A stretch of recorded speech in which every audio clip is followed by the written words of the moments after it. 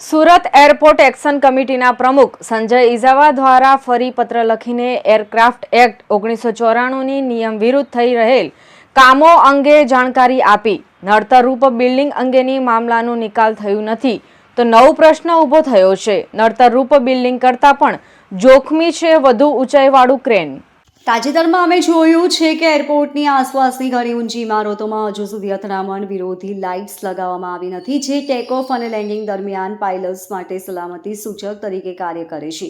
સુરત એરપોર્ટની નજીક બાંધવામાં આવેલી ઘણી ઊંચી ઇમારતો અને ચાલુ બાંધકામ હેઠળની ઇમારતો કે જે બાંધકામ પરવાનગી પાત્ર ઊંચાઈ મર્યાદા સુધી પહોંચી ગયું છે, નિયમોનું ઉલ્લંઘન કરે છે અને એરપોર્ટ ઓથોરિટી ઓફ ઇન્ડિયા દ્વારા જારી કરવામાં આવેલ એનઓસી રદ કરવા અને એરક્રાફ્ટ એક્ટ 1994 હેઠળ કાનૂની કાર્યવાહીને પાત્ર છે। ઘણી ઇમારતોમાં અથડામણ વિરોધી લાઇટો નથી। બધી ઇમારતોમાં, જેમાં સૌથી ઉપરના બિંદુ પર બાંધકામ ચાલી રહ્યું છે તે સહિત લાઇટો લગાવવી પડે છે અને નિયમો અનુસાર સૂર્યાસ્તથી સૂર્યોદય સુધી તે ઝળહળતી રહેવી જોઈએ અને અમુક ઊંચી ઇમારતોમાં બાંધકામ પ્રવૃત્તિ હાથ ધરવા માટે ટાવર ક્રેન્સ મૂકવામાં આવી છે, જે એરપોર્ટ ઓથોરિટી ઓફ ઇન્ડિયા દ્વારા જારી કરવામાં આવેલ એનઓસીના નિયમો અને પરવાનગી પાત્ર ઊંચાઈ મર્યાદાનું ઉલ્લંઘન કરે છે। આ ક્રેન્સની ઊંચાઈ ઇમારતની પરવાનગી પત્ર એનઓસી કરતાં વધુ છે અને તે એરફિલ્ડ કામગીરીમાં અવરોધ છે। બિલ્ડરો અને ડેવલપર્સને ક્રેન્સની ઊંચાઈ તાત્કાલિક માન્ય સ્તર સુધી નીચે લાવવા અને તેમના ટાવર ક્રેપ ટોપ પર અથડામણ વિરોધી લાઇટ્સ મૂકવાનો નિર્દેશ આપવો જોઈએ।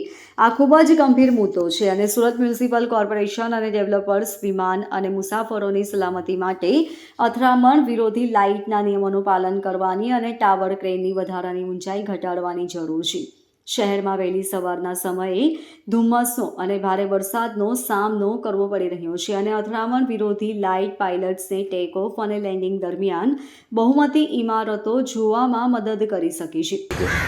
સુરત એરપોર્ટના જે ફનલ વિસ્તારમાં આવેલા જે બિલ્ડિંગો 43 જેટલા પ્રોજેક્ટો હાલમાં અવરોધ છે એવું એરપોર્ટ ઓથોરિટી ઓફ ઇન્ડિયા કહે છે। આ મામલો અત્યારે કોર્ટમાં ચાલે છે કારણ કે એની હાઇટ ઘટાડવા માટેનો પ્રશ્ન છે। જ્યારે આ પ્રશ્ન અડધો મીટર કે અડધો મીટરની આજુબાજુનું જે મીટર માટેનું જે પ્રશ્ન હોય ત્યારે સુરત એરપોર્ટની સામે નવા જે નિર્મિત બિલ્ડિંગો છે એ બિલ્ડિંગ બનાવવા માટે ટાવર ક્રેનનો ઉપયોગ કરવામાં આવે છે। આ જે ટાવર ક્રેન છે એ જે બિલ્ડિંગને આપવામાં આવેલો જે એનઓસી છે એની અંદર જેટલા મીટરનું જે મેન્શન કરેલું છે એ મીટર કરતાં પણ વધારે 15-20 મીટર જેટલું વધારે અવરોધ ઊભું કરી રહ્યા છે એવું અત્યારે હાલમાં દેખાઈ આવે છે। કારણ કે આ જે કન્સ્ટ્રક્શનની અંદર યુઝ કરતા ટાવર ક્રેનના પણ મંજૂરી લેવાનું હોય છે, એનું જે હાઇટ એનાથી બી વધારે જતું હોય તો પણ કોઈ વ્યક્તિ એનું મંજૂરી લેતા નથી અને સીધા એરપોર્ટ ઓથોરિટી ઓફ ઇન્ડિયા આપેલા જે એનઓસી છે એનું વાયોલેશન કરી રહ્યા છે। સાથે સાથે એની ઉપર એક એન્ટી કોલિઝન લાઇટ ફિટ કરવાનું હોય છે। બિલ્ડિંગનું કામ જેમ પૂર્ણ થાય એની ઉપર લાઇટ ફિટ કરવાનું હોય છે। આ લાઇટ ફિટ કરવાનું પણ તસ્થી કોઈ ઓથોરિટી આ ચેક કરતા નથી અને બિલ્ડરો આ કરતા નથી। તો આ બધું આપણે ઇન્વિટેશન આપીએ છીએ ભાઈ પ્લેન અકસ્માત જેવા ઘટના માટે। તો એટલા માટે આ પત્ર કલેક્ટર અને એરપોર્ટ ઓથોરિટી ઓફ ઇન્ડિયા અને એસએમસી કમિશનરને મોકલી આપવામાં આવેલું છે અને તાત્કાલિક કાર્યવાહીની માંગ કરી છે। Bureau report LK star news Surat.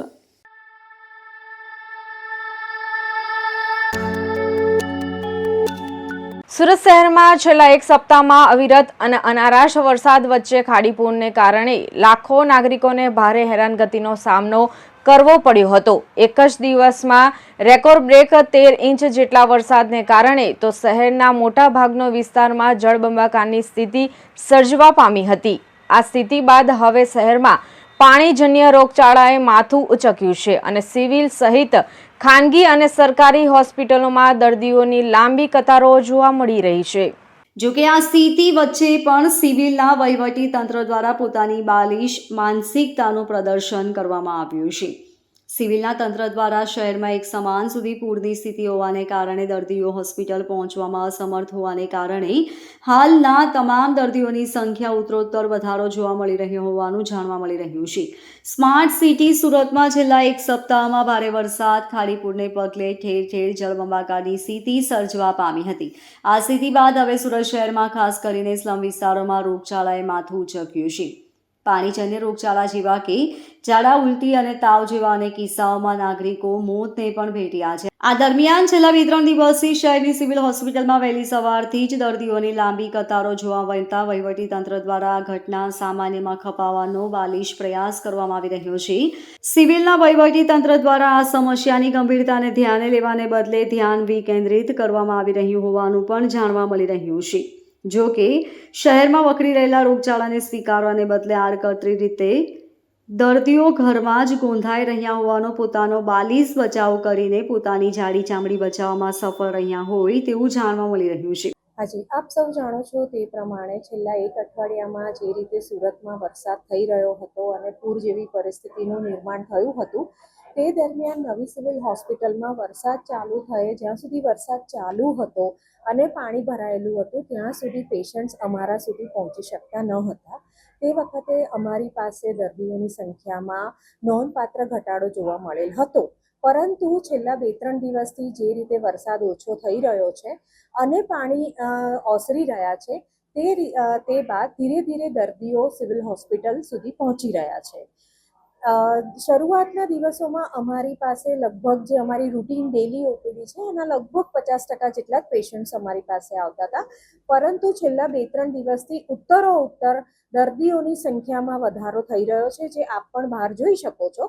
અને એ દર્દીઓમાં મોટે ભાગે જે પાણીજન્ય રોગો જેવા કે ઝાડા ઉલટી છે કે બીજા તાવના છે, આવા રોગોના દર્દીઓ ધીમે ધીમે અમારી પાસે આવી રહ્યા છે. છેલ્લા 2 દિવસથી નોંધપાત્ર રીતે અમારી ઓપીડીમાં તમે દર્દીઓનો ઘસારો જોઈ રહ્યા છો. જે આવા દર્દીઓ અમારી પાસે આવે છે એવા દર્દીઓની તપાસ કરી જરૂરી એના ટેસ્ટ કરાવી અને નિરાકરણ કરવામાં આવે છે. જો દર્દીની હાલત સ્થિર હોય તો તેને ઓપીડી પર દવા આપી અને ફોલોઅપમાં બોલાવીએ છીએ. અને જો દર્દીની હાલત કોઈ ગંભીર રીતે જણાય તો આવા દર્દીઓને તરત જ જે તે વોર્ડમાં એડમિટ કરી જરૂરી સારવાર ચાલુ કરવામાં આવે છે. અને આવા દર્દીઓના જે ફેમિલી મેમ્બર્સ છે, સગાવાલા છે, એમની સાથે એમના એરિયામાં જે રહે છે એ લોકોને પણ અમે જાગૃત કરીએ છીએ. અને એ લોકોમાં પણ જો આવા લક્ષણ દેખાય તો તરત જ અમારી પાસે આવી સારવાર લેવા માટે અમે એમને વિનંતી કરીએ. Bureau report LK star news, Surat.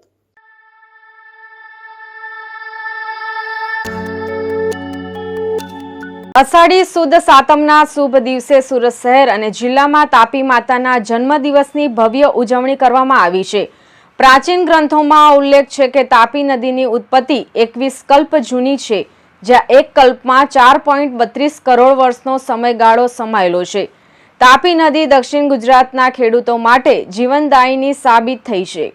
Ukai ડેમની મહત્વાકાંક્ષી યોજના અંતર્ગત સુરત, ભરૂચ, તાપી, નવસારી અને વલસાડ જિલ્લાને સિંચાઈ અને પીવાનું પાણી પૂરું પાડવામાં આવે છે. આ યોજના હેઠળ 2.5 લાખ ખેડૂતોની 3,51,000 હેક્ટર ખેતીની જમીનમાં સિંચાઈનું પાણી પહોંચાડવામાં આવે છે. વધુમાં તાપી નદી સુરત શહેર અને જિલ્લાના 1 કરોડથી વધુ લોકોને પીવાનું પાણી પૂરું પાડે છે. આજે ઉકાઈ ડેમ ખાતે અને જહાંગીરપુરા ખાતે તાપી કાંઠે તાપી માતાના જન્મદિવસની વિશેષ રીતે ઉજવણી કરવામાં આવી હતી. આ ખાસ પ્રસંગે ખેડૂત આગેવાન જયેશ પટેલે પણ હાજરી આપી હતી. વરાછાના ફૂલવાડાના તાપી કિનારે આવેલું ગુપ્તેશ્વર મહાદેવ મંદિર અતિ પ્રાચીન છે.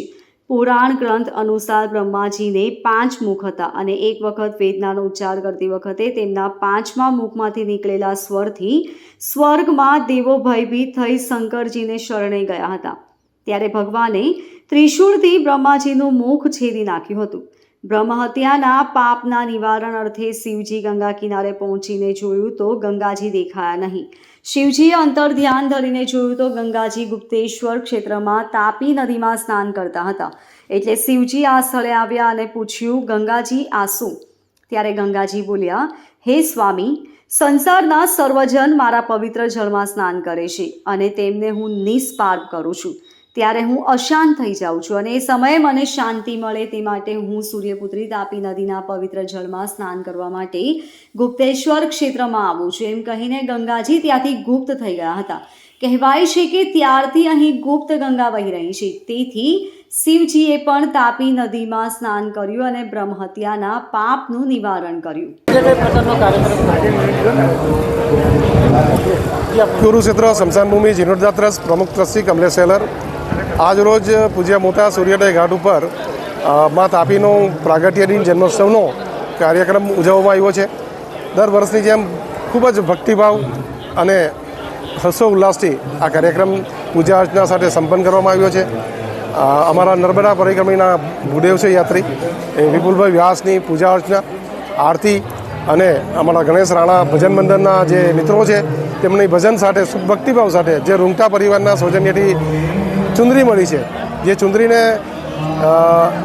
તાપી માતાને અર્પણ કરવા માટેનું સમારકામ કર્યું છે, એને યોગ્ય મજાવટ કરી છે એવા રમેશભાઈ પટેલ અમારા, અને એને અર્પણ કરી છે એવા અમારા સેલર ક્લબના સૌ મિત્રો ગણેશભાઈ વગેરે એને અહીંયા આ કાર્યક્રમમાં ઉપસ્થિત સંત શ્રી સંતરામ બાપુ, કથાકાર પૂજ્ય ભગત બાપુ અને તુલસીદાસજી મહારાજ, જાંગીપુરાના પીઆઈ શ્રી, કોર્પોરેટર કુણાલભાઈ સેલર્સ, પૂર્વ સ્થાયી સમિતિ ચેરમેન શ્રી અનિલભાઈ ગોપલાણી અને રૂંગટા પરિવારના મોભી શ્રી અનિલભાઈ અગ્રવાલ વગેરેની ખૂબ જ મોટી સંખ્યામાં ટ્રસ્ટીમંડળ, રાંદેર પીપલ્સ બેંકના ડિરેક્ટરો ઉપસ્થિત રહીને આ કાર્યક્રમને સબ પૂજા અર્ચના સાથે સંપન્ન કર્યો છે. અમને આશીર્વચન મેળવવામાં આવ્યા છે.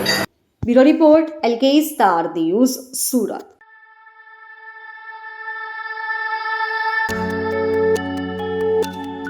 સુરતના સચિન GIDC વિસ્તારમાં એક 14 વર્ષીય ગુમ વિદ્યાર્થીનીનો તળાવમાંથી તરતી હાલતમાં મૃતદેહ મળી આવ્યો હતો.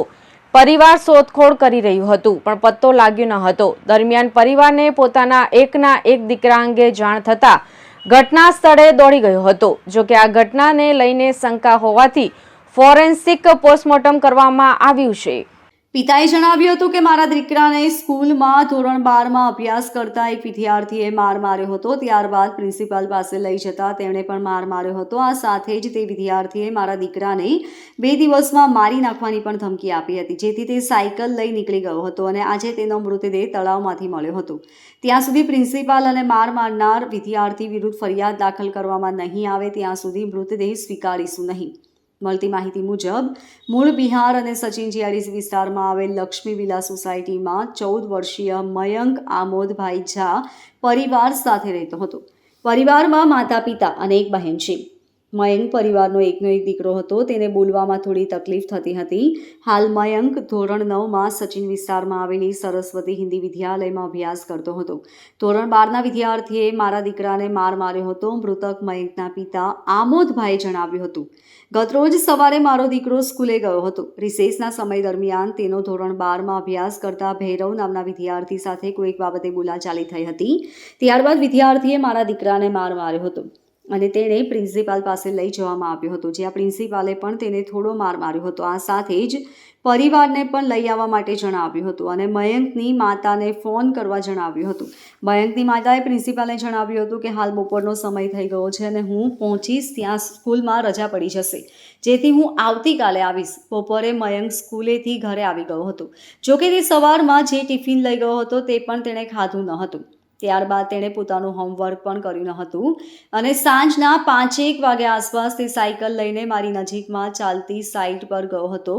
મયંક સાયકલ લઈને ત્યારબાદ નીકળી ગયો હતો અને ક્યાંક મળી આવ્યો ન હતો. પિતા સાંજે ઘરે પહોંચતા મયંક ઘરે મળી આવ્યો ન હતો. ત્યારબાદ પરિવારજનો અને મિત્રો દ્વારા શોધખોળ હાથ ધરવામાં આવી હતી. મયંક જે જગ્યા પર જઈ શકે છે તે તમામ જગ્યાઓ પર શોધખોળ કરવા છતાં પણ તે મળી આવ્યો ન હતો. રાત્રે 2 વાગ્યા સુધી શોધખોળ કરવા છતાં પણ મયંકનો પત્તો લાગ્યો ન હતો. આ અંગેની જાણ પોલીસમાં પણ કરી દેવામાં આવી હતી અને ગુમ થયા હોવાનું અલગ અલગ રૂપોમાં પણ મેસેજ કરી દેવામાં આવ્યા હતા. રાત્રે પિતાએ ઘરે જતા મયંકની માતા રડતા હતા અને સ્કૂલમાં જે બન્યું તે તમામ હકીકત જણાવી હતી. દરમિયાન સવારે 8 વાગ્યા આસપાસ મયંકની સાયકલ ઘરથી 3-4 કિલોમીટર દૂર આવેલા તલંગપુર રોડ પાસેના તળાવ પાસે પડી હોવાની પિતાને જાણ કરવામાં આવી હતી, જેથી તેના પિતા સહિતના પરિવારજનો તમામ તળાવ ખાતે પહોંચ્યા હતા, જ્યાં 2 થી 2.5 ફૂટ પાણી ભરેલા તળાવમાં મયંક ઊંધો તરતી હાલતમાં મળી આવ્યો હતો. મયંકના ગળા પર નિશાન હતા અને મોઢામાંથી ફીણ પણ નીકળી રહ્યા હતા. આ ઘટના અંગે પોલીસને પણ જાણ કરવામાં આવતા મૃતદેહને તળાવમાંથી બહાર કાઢીને પોસ્ટમોર્ટમ માટે સિવિલ હોસ્પિટલ ખસેડ્યો હતો. પરિવારના એકના એક દીકરાના મોતના પગલે પરિવારમાં શોકનો માહોલ છવાઈ ગયો હતો. આ સાથે જ મયંકના મોતને લઈને પરિવારજનો દ્વારા પણ શંકા વ્યક્ત કરવામાં આવી હતી. સચિન જીઆઈડીસી પોલીસ પણ સિવિલ હોસ્પિટલ દોડી આવી હતી અને પરિવારની શંકાના આધારે ફોરેન્સિક પોસ્ટમોર્ટમ હાથ ધરવામાં આવ્યું હતું. સાંજ સુધી રાહ જોયા બાદ ફોરેન્સિક પોસ્ટમોર્ટમ થતાં પ્રાથમિક તારણ ડૂબી જવાના કારણે મોત થયું હોવાનું પરિવારને જણાવવામાં આવ્યું હતું. આ સાથે જ મયંકના માતાને પણ કોલ કરીને આ બાબતે જાણ કરી હતી અને તેમને પણ બોલાવ્યા હતા. જોકે તેમના માતાએ બીજા દિવસે આવવાનું કહ્યું હતું. और कल स्कूल से आया तो रोने लगा, बोला क्या हुआ, तो ऐसे ऐसे एक्चुअली मेरा लड़का तोतला बोलता था, एक ही लड़का है मेरा, और उसको उसकी मम्मी पूछी कि क्या हुआ है, तो ऐसे बोला कि वो एक स्कूल का लड़का है, उसको तोतला तोतला करके चिढ़ा रहा था, तो उस जो जीतेगा नहीं वो उसको गाली दिया होगा, चाहे जो भी हो. उसके बाद फिर उसने उसको मारा, प्रिंसिपल के पास लेके गया. प्रिंसिपल भी हमारे लड़के को मारे हैं का जहाँ पर उसको टॉर्चराइज किए हैं. उसके बाद फ़ोन किया है मेरे वाइफ को कि आप आ जाओ स्कूल में. तो स्कूल में 11 बजे 11:30 बजे तो बंद हो जाता है स्कूल. मेरी वाइफ बोली कि आज नहीं, मैं कल आऊँगी, अभी तो आधे घंटे में पहुँच नहीं सकती, चाहे मेरे नाम के वो जाएंगे. तो लड़का आया, रो रहा था, बोला कि मम्मी जो लड़का मारा है वो धमकी दे रहा था कि मैं किसी से डरता नहीं हूँ और मैं तुमको 1-2 दिन में मार डालूँगा, और ये करके रो रहा था.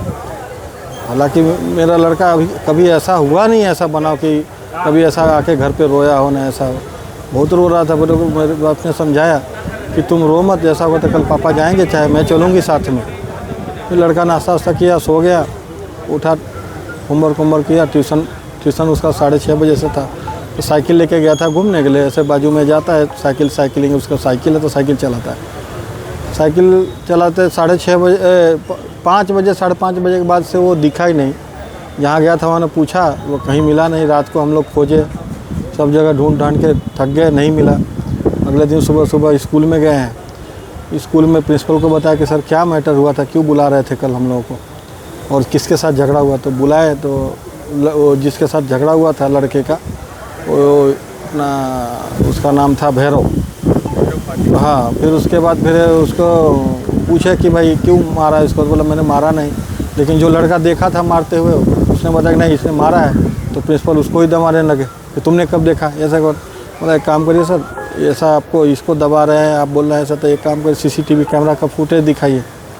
फुटेज दिखाने की बात हुई तो आधा घंटा गोल गोल घुमाए.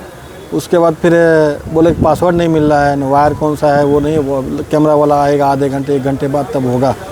तब तक सब ग्रुपों में तो मैसेज भेज ही दिए थे. किसी ने देखा मेरे लड़के का साइकिल तो हमको फ़ोन किया, तो हमने बोला हाँ साइकिल तो वही है. फिर मैं वहाँ पहुँचा, उसके आगे तालाब था, तालाब में मेरे लड़के का लाश मिला है. उसके गले पर दाग है, उसके बाद मुंह से झाग है. अगर कोई पानी में डूब के मरेगा तो मुंह से झाग नहीं फेंकेगा. पानी में डूबने वाले का पेट फूल जाता है, उसका पेट नहीं फूला हुआ था. और 3 फीट के पानी में कोई मरता नहीं है. 3 फीट के पानी में लड़का ऐसे पड़ा हुआ था. फिर हमने पुलिस वाले को इन्फॉर्मेशन दिया, वो आए, फायर वाले लाश निकाल के ले गए. यहाँ सूरत सिविल में इसका पोस्टमार्टम हुआ है. फिर वैसी जांच उसका 3 महीने बाद आएगा. ये बोल रहा है यहाँ से कि उसका ऐसा कोई इंजरी है नहीं, इसमें कुछ स्कूल के ट्रस्टी का मिलीभगत है, वो गोल गोल घुमा रहे हैं. मेरा यही मांग है कि उसके नाम से FIR हो और हमको न्याय मिले. हमारा एक ही लड़का था, अब हमारा कोई ऐसा है नहीं. हम इसीलिए सिविल हॉस्पिटल के PM हाउस में है. पुलिस वाला मेरा FIR भी नहीं ले रहे हैं और उसका कुछ निदान निकल नहीं रहा है. मेरा यही मांग है FIR करो, नहीं तो फिर मैं यहाँ से लाश लेके नहीं जाऊँगा. ईमानदारी से जांच हो, मेरा यही मांग है. मेरा तो सब कुछ बर्बाद हो ही गया, कम से कम मेरे को न्याय तो मिले. जी. Bureau report LK star news Surat.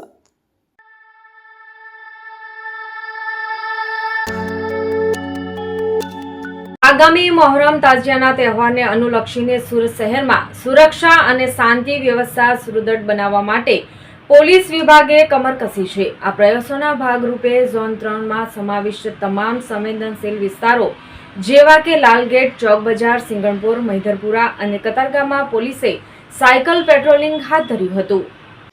જેમાં નાયબ પોલીસ કમિશનર પિનાકિન પરમાર પોતે પણ સાયકલ ચલાવીને પેટ્રોલિંગમાં જોડાયા હતા. તેમની સાથે ઝોન 3ના તમામ પોલીસ ઇન્સ્પેક્ટર પણ સાયકલ પર સવાર થઈ પેટ્રોલિંગમાં સામેલ થયા હતા. આ પહેલનો મુખ્ય ઉદ્દેશ તહેવાર દરમિયાન કોઈ પણ પ્રકારની અનિચ્છનીય ઘટના ન બને તે સુનિશ્ચિત કરવાનો અને સામાન્ય જનતામાં પોલીસની ઉપસ્થિતિનો અહેસાસ કરાવવાનો છે. ડીસીપી અને પીઆઈ જેવા ઉચ્ચ અધિકારીઓનું સાયકલ પર પેટ્રોલિંગ કરવું એ પોલીસ દળના પ્રતિબદ્ધતા અને જનતા સાથેના સીધા સંપર્કને સિદ્ધ કરવા માટેનો હતો. સાંકડી ગલીઓ અને ગીચ વસ્તીવાળા વિસ્તારોમાં પણ સાયકલ દ્વારા સરળતાથી પહોંચી શકાય છે, જે શાંતિ અને વ્યવસ્થા જાળવવામાં મદદરૂપ થાય છે. આ નિરીક્ષણનો હેતુ રૂટ પરના સંભવિત અવરોધોને દૂર કરવાનો અને તાજિયા સરઘસ સુચારુ રીતે પસાર થઈ શકે તેની ખાતરી કરવાનો હતો.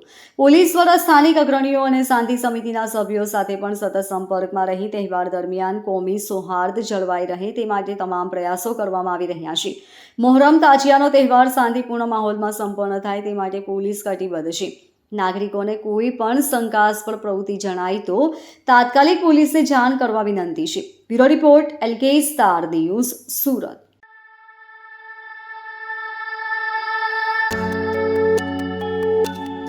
સુરતને વૈશ્વિક ગાર્મેન્ટ હબ તરીકે પ્રસ્થાપિત કરવાના ઉદ્દેશ સાથે આજે માર્કેટ વિસ્તારમાં એક વિશાળ જાગૃતિ રેલીનું આયોજન કરવામાં આવ્યું હતું.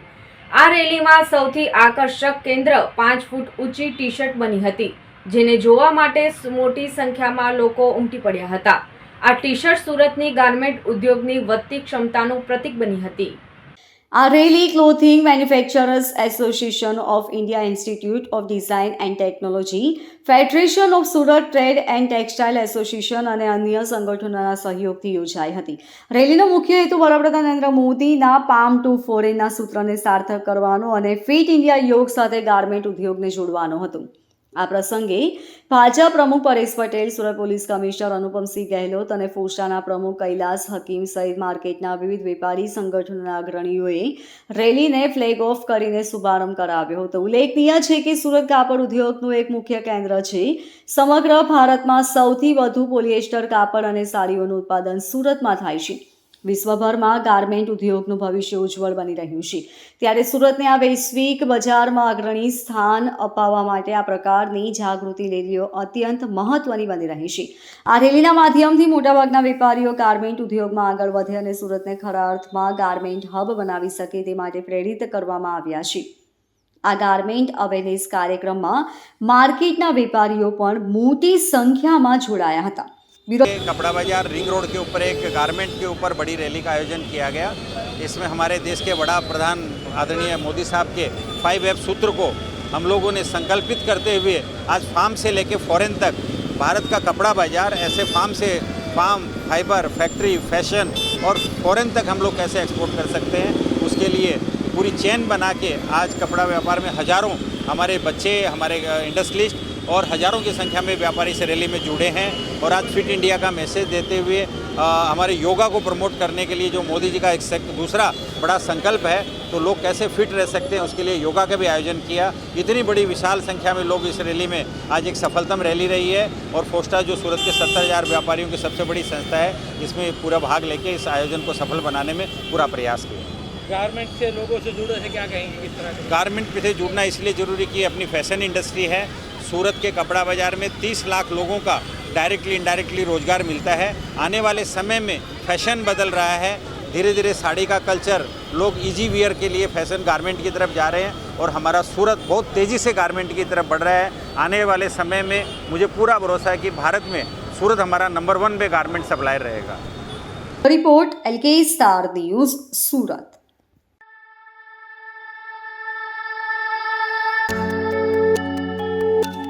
થોડા સમય અગાઉ અમદાવાદ અને વડોદરાની શાળાઓમાં અસામાજિક તત્વો દ્વારા કરવામાં આવતા હોબાળા અને ખાસ કરીને શિક્ષકો પર થયેલા ગંભીર હુમલાના સંદર્ભમાં સુરતમાં ઘેરા પ્રત્યાઘાતો જોવા મળ્યા છે.